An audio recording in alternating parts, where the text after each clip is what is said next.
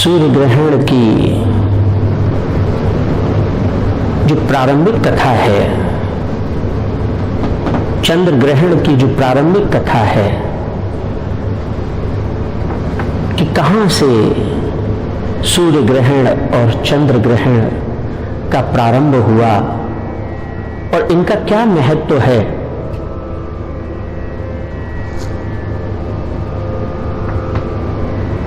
और ये मानव जीवन में किस तरह सीधे सीधे संबंधित हैं। श्रीमद् भागवत कथा जी के प्रारंभ में ही समुद्र मंथन की कथा का बड़ा बृहद वर्णन है, जिसमें मोहिनी एकादशी के दिन भगवान विष्णु मोहिनी स्वरूप धारण कर अपने भक्तों की रक्षा के लिए आए थे। सूर्य ग्रहण और चंद्र ग्रहण की कथा सीधे सीधे एक बात दर्शाती है कि ईश्वर अपने भक्तों की रक्षा के लिए किसी भी सीमा और किसी भी मर्यादा को पार करके चला जाएगा। महाभारत के युद्ध में जो गीता जी का उपदेश हुआ, जिसमें भगवान ने कहा कि धर्म की रक्षा के लिए धर्म के अतिरिक्त भी कुछ किया जा सकता है। धर्म तिरेक होके, जो धर्म के बहुत अनुकूल नहीं है, पूरा पूरा अनुकूल नहीं है, ऐसा भी यदि कुछ कार्य करना पड़े धर्म की रक्षा के लिए तो वो किया जा सकता है, वो स्वीकार्य है। महाभारत का युद्ध में गीता का जो फलादेश है, जिसमें कई बार भगवान अर्जुन के गांडीव से ऐसे शस्त्र करा देते हैं जो कई तरीके के प्रश्न भी लगा देते हैं, लेकिन महाभारत के युद्ध और गीता के उपदेश से बहुत पहले समुद्र मंथन के काल में भगवान ने जो समुद्र मंथन से अमृत निकला वो देवताओं को पिला दिया और मोहिनी स्वरूप के मोहन भाव में सम्मोहित कर देवों को एक तरीके से उस अमृत से च्युत कर दिया। उसी काल की एक घटना है कि वहीं एक असुर, जो असुरों की पंक्ति में बैठा हुआ था, तो एक और देवता बैठे हुए हैं और एक तरफ असुर बैठे हुए हैं। असुर भगवान के मोहिनी पास में फंसे हुए हैं, मोहिनी स्वरूप को निहार रहे हैं और देवताओं का ध्यान भगवान के चरणों पर है।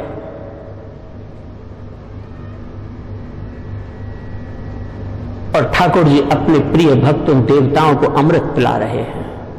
उसी क्षण असुरों की पंक्ति में बैठा हुआ एक स्वर भानु नाम का एक असुर इस बात को थोड़ा भांप गया, इस बात को जान गया कि भगवान देवताओं को दे रहे हैं और हमें उतना नहीं दे रहे हैं, और भगवान तो सदैव अपने भक्तों की रक्षा करते हैं, उन पर कृपा बरसाते हैं।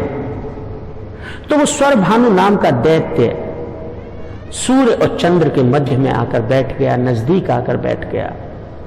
जैसे ही इन देवताओं को ये आभास हुआ कि हमारे मध्य में कोई असुर आ गया है, तत्क्षण उन्होंने मोहिनी स्वरूप में विराजमान भगवान विष्णु को संकेत कर दिया। नारायण ने इससे पहले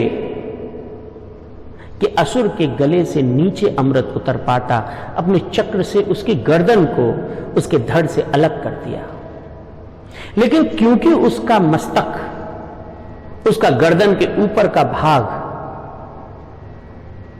उस अमृत को चख चुका था, तो उसका मरना अब असंभव था, उसका नष्ट होना असंभव था। भगवान के सुदर्शन से स्वर भानु नाम के दैत्य का धड़ अलग हो गया, मस्तक अलग हो गया। ब्रह्मा जी ने तत्क्षण एक सर्प को पकड़ा और सर्प के धड़ के ऊपर उस दैत्य के कटे हुए शीश को लगा दिया।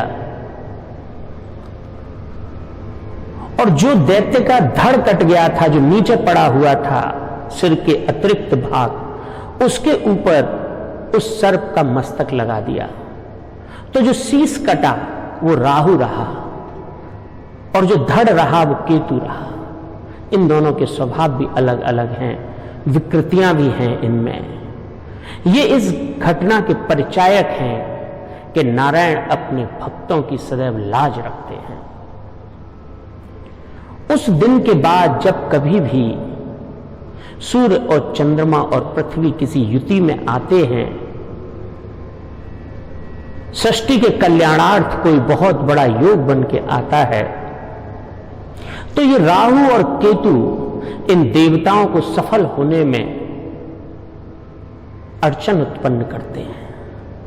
बहुत सारे लोग ग्रहण को लेकर बड़े भ्रम में भी हैं। अनेक अनेक प्रकार की भ्रांतियां मन में ले बैठे हैं कि ग्रहण तो बड़ा शुद्ध काल होता है, सूतक लगे होते हैं। सूतक अपने आप में एक बड़ा हल्का शब्द है, ऐसा जिसमें कोई अच्छा कार्य नहीं करने का नियम बताया गया है, और इसमें कुछ खा नहीं सकते, पी नहीं सकते। तो ग्रहण एक तरीके का ज्ञान और अज्ञान के बीच में बटा हुआ कोई बड़ा महनीय तत्व है। ज्ञानी अपने ज्ञान से इसकी उपयोगिता, इसकी महानता, इसकी श्रेष्ठता को निहारता है, और अज्ञानी इसमें भय, अविवेक और हिरास को देखता है। और ग्रहण यही शांत नहीं हो जाता। संसार की बड़ी बड़ी घटनाएं ग्रहण से संबंध बनाती हैं। और शास्त्र कहता है कि ग्रहण बड़ा उन्नत काल है, बड़ा श्रेष्ठ काल है।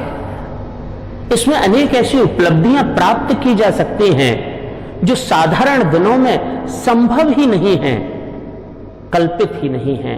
कोई कोई तो तंत्र के जानकार योगी सहस्त्रों वर्षों तक और कई कई वर्षों तक उस योग का इंतजार करते हैं कि कब सूर्य ग्रहण होगा, उस दिन क्या तिथि होगी, क्या श्रेष्ठता होगी, कब चंद्र ग्रहण होगा, क्या नक्षत्र होगा, और न जाने कितने वर्षों में 3 ग्रहण एक माह में आ जाएंगे, और न जाने कौन सा ग्रहण किस काल में किस तरीके की विद्या को जन्म दे देगा। और ग्रहण बड़ा उपयोगी है। भगवान कृष्ण जब राधा रानी को ब्रज में छोड़ गए थे और कंस वध करते हुए द्वारिका चले गए थे, उसके बाद राधा जी कृष्ण से जब मिली तो वही कुरुक्षेत्र का मैदान, जहां कौरव पांडवों का युद्ध हुआ था, जहां भगवान ने गीता का उपदेश दिया था, उसी जगह भगवान की स्तुति के लिए अनेकों अनेक महाभारत के युद्ध के बाद कुरुक्षेत्र में एक सूर्य ग्रहण के अवसर पर उत्सव आयोजित किया गया। भगवान की आराधना करने के लिए देवलोक से देवता आए, ऋषि मुनि महापुरुष आए, ब्रज से भी सब लोग गए, नंद बाबा, यशोदा, राधा रानी जी भी गई।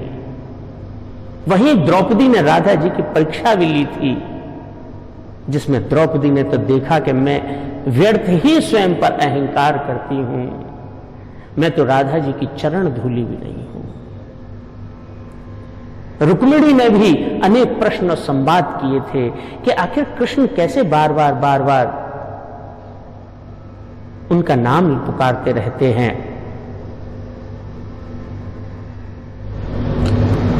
कुरुक्षेत्र के मैदान में वहीं से सूर्य ग्रहण के काल में ही राधा रानी और कृष्ण का मिलन हुआ था। भगवान ने ब्रज में छूटी अपनी प्रेमिका,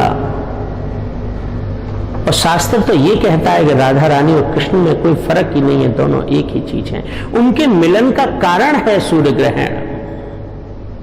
ग्रहण ईश्वर के मिलन को दर्शाता है, भक्त की रक्षा को दर्शाता है। और इसी सूर्य ग्रहण ने भगवान के सारे पर, जब महाभारत के युद्ध में अर्जुन ने जयद्रथ को मारने की तब प्रतिज्ञा कर ली थी कि सूर्यास्त से पहले पहले जयद्रथ को मार दूंगा, नहीं तो अग्नि समाधि ले लूंगा।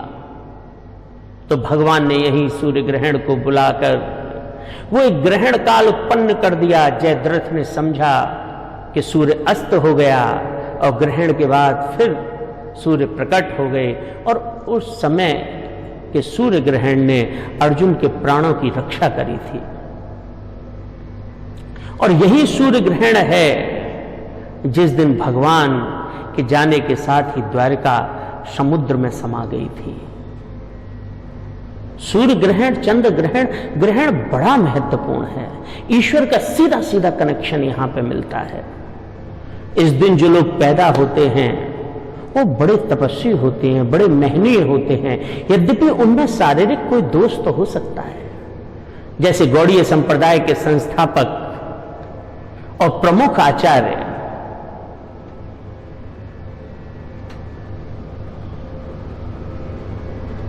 चैतन्य जी महाराज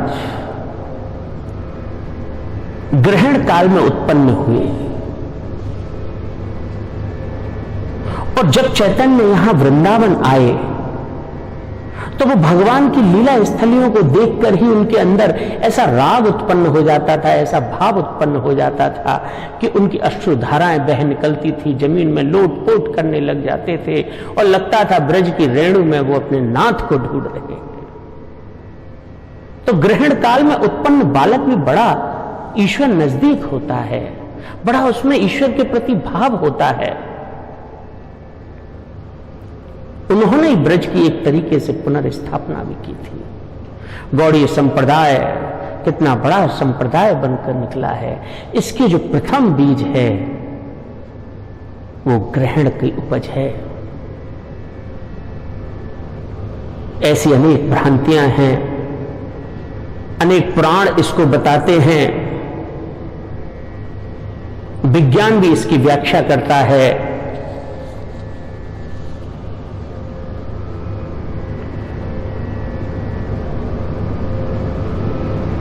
ऐसा लोकाचार में व्यवहार है और ये सत्य भी है कि ग्रहण काल में जो सूतक होता है, खगोल शास्त्री भी इसे मानते हैं और ऋषि मुनि महापुरुषों ने हजारों हजारों वर्ष पहले जो लिखकर अनुपयोगी समझ के त्याज्य कर दिया, उनके आगे आने वाली पीढ़ियों में उसी रद्दी के टोकरे में से कुछ गुड़ू मुड़ू पन्ने उठाकर ले गए और फिर वो विज्ञान की प्रयोगशालाओं में सिद्ध होने लगे और उन्हीं को वो अपनी खोज बताने लगे। ये परंपरा है कि ग्रहण जब होगा तो एक कुसा का तृण अपने अन्न के भंडारणों में डाल दिया जाए, आहार के कटोरे में डाल दिया जाए। उसका कारण जो शास्त्रों में मिलता है वो ये है कि जब ग्रहण काल होता है तो उस समय अनेक अनेक प्रकार के विषाणु वातावरण में उत्पन्न हो जाते हैं, जो मानव जीवन को क्षति पहुंचाते हैं, जो मानव के जीवन के पाचन के लिए और उसके पाचन रक्षण को उत्पन्न करने के लिए जो क्रियाएं होनी है शरीर में, उनको अवरुद्ध कर देते हैं। तो उन विषाणुओं को न आहार रूप में लिया जाए। इसी कारण से उन ऋषि मुनि महापुरुषों ने ग्रहण काल में कुछ भी आहार लेने के लिए मना किया। शास्त्र ये कहता है कि यदि ग्रहण काल में आपने कुछ आहार लिया तो आपके प्राप्त पुण्य नष्ट हो जाएंगे। और विज्ञान ये कहता है कि क्योंकि ग्रहण के समय एक ऐसा वातावरण उत्पन्न होता है जिस वातावरण की रक्षा के लिए उस समय आपको सूर्य को नहीं देखना है, सूर्य से आंखें नहीं मिलानी हैं, क्योंकि वातावरण के विषाणु आपके अंदर प्रवेश न कर जाएं। इसी तरीके के अनेक नियम हैं, पूजा पाठ के नियम बताए गए हैं कि सूतक काल में पूजा न करें और ग्रहण काल में पूजा करें, मंदिर और ईश्वर का स्पर्श न करें, अपने मंत्र का जाप करें। मंत्रों के अनेक अनेक प्रयोग हैं, सुख शांति वैभव के लिए अलग मंत्र हैं, स्वास्थ्य के लिए अलग मंत्र हैं, रोग प्रतिरोधक क्षमता बढ़ाने के लिए अलग मंत्र हैं। जैसे जैसे गुरु की आज्ञा हो वैसे वैसे मंत्रों का वहां पर उच्चारण होना चाहिए, उनका नियम होना चाहिए, आहार का नियमन होना चाहिए। और सूर्य ग्रहण की बेला में जो तप किया जाता है वो कोटि कोटि गुना होकर आपको वापस मिलता है। असल में तो देव, सूर्य देव और चंद्र देव दो ही हमारे प्रकट देव हैं जो सामने से देखे जा सकते हैं, जो समस्त ग्रहों को अनुकूल बना देते हैं। उनके दर्शन का ये काल है, लेकिन क्योंकि उन्हें ग्रहण लगा होता है तो उनकी जो शक्ति, जो विशेष हमें मिलने वाली होती है, वो कट जाती है और कमजोर के दर्शन नहीं करने चाहिए। तो सूर्य नारायण और चंद्र नारायण को बल देने के लिए उन्हें दान करने से उनकी शक्ति बढ़ाई जाती है। और फिर जब आप इतना इतना देते हैं, उनके पास इतना हो जाता है। फिर जब आपकी आवश्यकता होती है, इतना सा मांगते हैं तो वो इतना दे देता है। यही ग्रहण काल है। इस मंगल बेला के अवसर पर आप सभी इसका आनंद लें। इसमें कुछ भी क्षय नहीं है, इसमें सब प्रगति है, आनंद है, सुख है। ये ईश्वर की एक संकेत भर है, जहाँ ईश्वर और भक्त के संबंध स्थापित हो रहे हैं, जहाँ भगवान स्वयं कह रहे हैं कि तू मेरे पास आ, मैं तुझे सब कुछ दूंगा, मैं उस सीमा को पार करके तुझे सब कुछ दूंगा।